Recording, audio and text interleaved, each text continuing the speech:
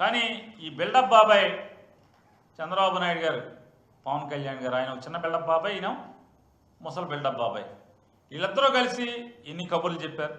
జగన్మోహన్ రెడ్డి గారి కంటే మిన్నగా మేము సంక్షేమాన్ని రాష్ట్రానికి అందిస్తాం, జగన్మోహన్ రెడ్డి గారి కంటే మిన్నగా ఆంధ్ర రాష్ట్ర ప్రజలకి సంక్షేమాన్ని అందిస్తాం, అభివృద్ధి గొప్పగా చేస్తాం, అప్పులు తీరుస్తాం, అప్పులు చేయకుండా సంపద సృష్టిస్తామని చెప్పినటువంటి వీళ్ళు ఏం చేస్తున్నారా అంటే ఒక్క సంపద లేదు. అమరావతి పేరుతో 56,000 కోట్లు 50,000 కోట్ల పైచిలకు ఇప్పుడుకి చేశారు.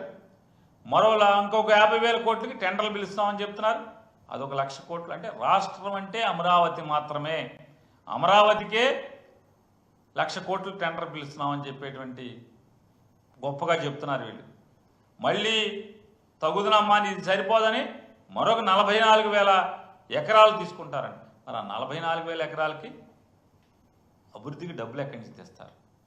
అంటే రాష్ట్రంలో ఉన్నటువంటి మిగతా ప్రాంతాలందరినీ కూడా ఏం చేద్దాం అనుకుంటున్నారు?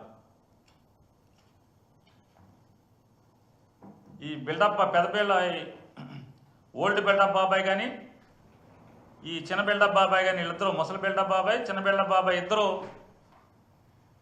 ఇంత గొప్ప గొప్ప మాటలు చెప్పి వాళ్ళ ఒక్క పథకానికి అవసరం అంటే డబ్బులు కేటాయించకుండా, ఒక్క పథకం అమలు చేయకుండా, కనీసం రాష్ట్రంలోని పేద మధ్యతరగతి వర్గాలకి సంబంధించి ఆరోగ్యశ్రీని కూడా వాళ్ళు ఉచితంగా ఆర్థిక భారం పడకుండా దశాబ్దాలుగా ఆంధ్రప్రదేశ్ రాష్ట్రంలో ప్రభుత్వం ఆదుకుంటున్నటువంటి తీరుని, అంటే ఆరోగ్యశ్రీని కూడా నీరుగార్చినటువంటి పరిస్థితి.